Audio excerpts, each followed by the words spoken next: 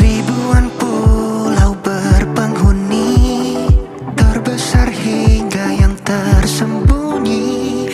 Harapan semua akan lestari, berkibarlah sang merah putih.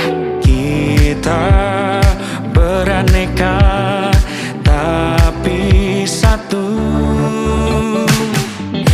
Indonesia Raya, Bermedan merdeka, tumpah darah sang pahlawan-pahlawannya. Ragam budayanya semua kita punya. harus kita jaga, serunya Indonesia.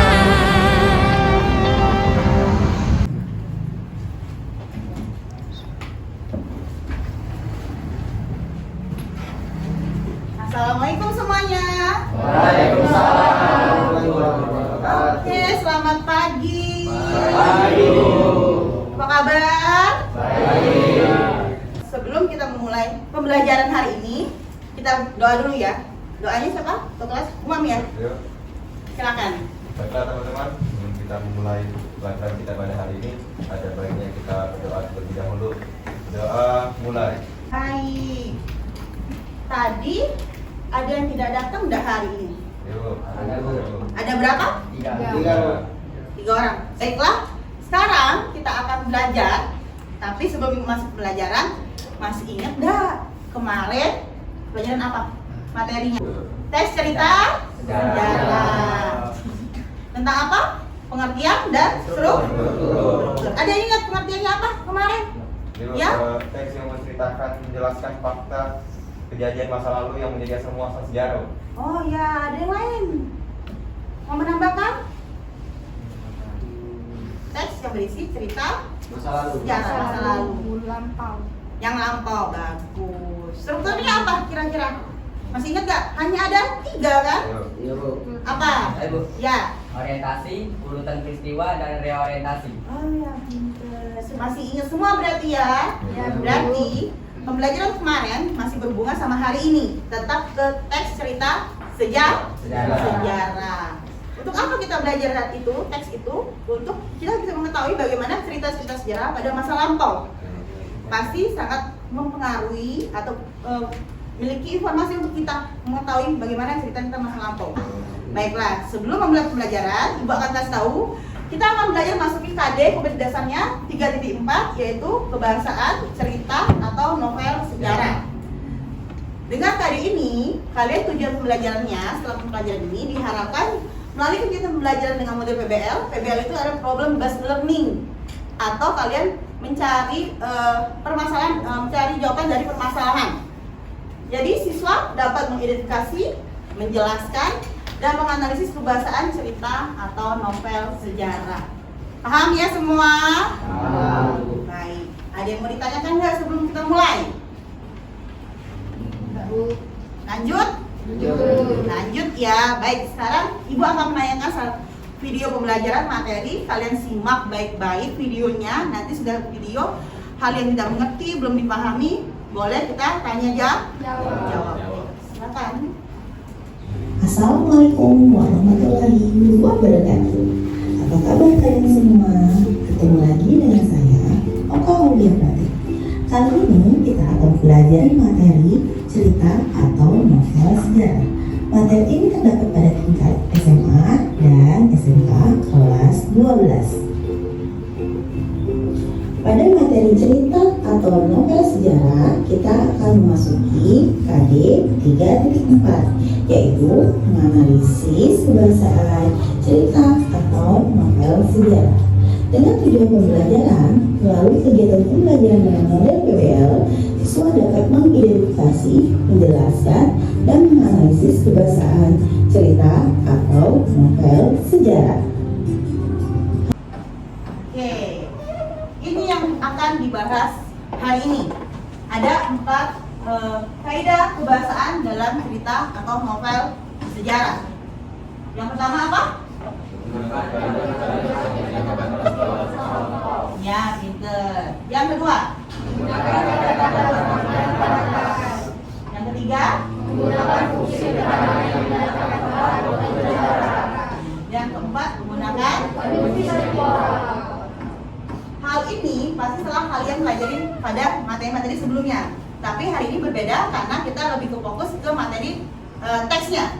Yaitu teksnya adalah teks cerita atau novel sejarah. Sekarang Ibu kasih LKPD. Tapi sebelum Ibu kasih LKPD, kalian akan membentuk kelompok.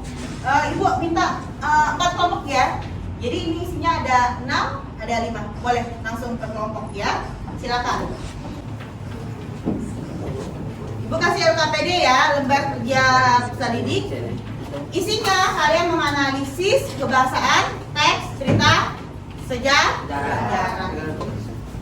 Baik, sekarang sudah berkelompok. Silakan kalian mencari, mengidentifikasi dulu bagaimana apa saja kebahasaan yang ada.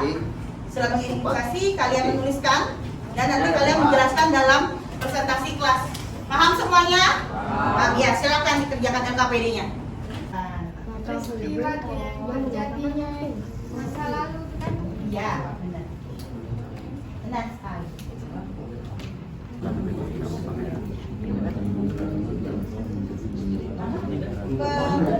Pemberian nama itu sebagai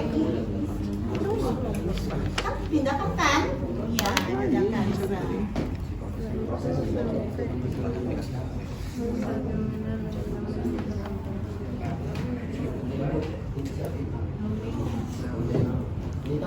Bisa ya?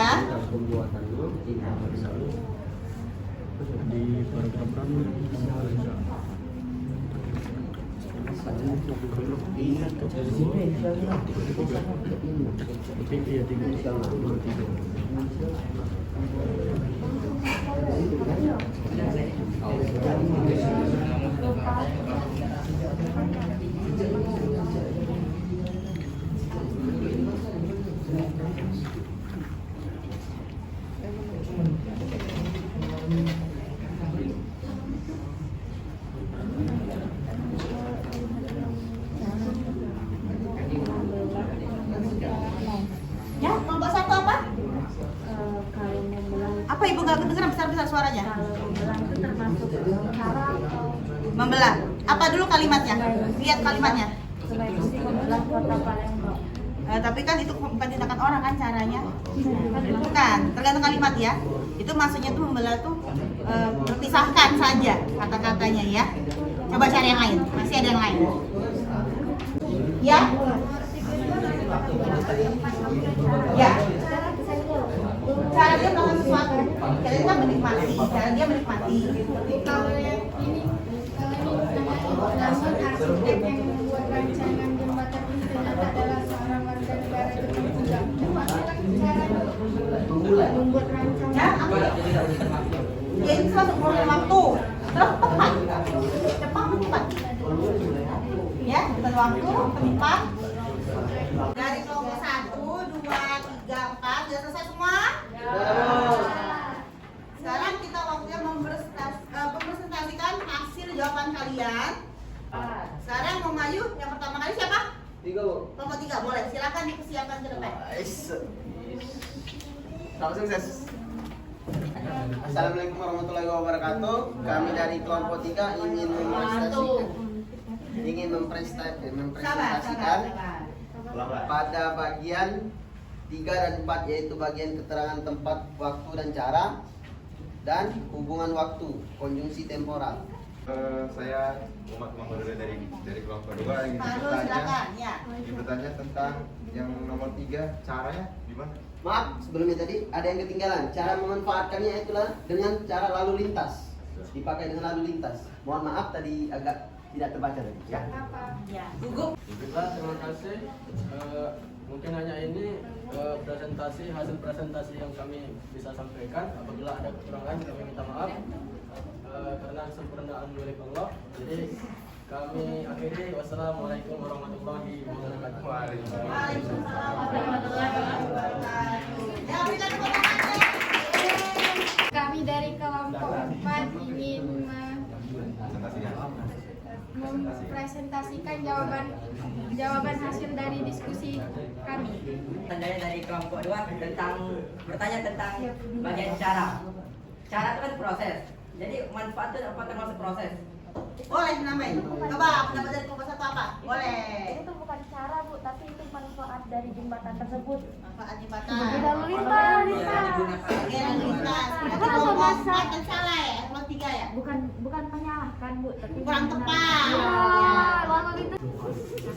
Baiklah, yang kelompok kami ada yang sampaikan kita akan menjadi kesalahan, kami mohon maaf, kami akhiri. Wassalamualaikum warahmatullahi wabarakatuh. Waalaikumsalam.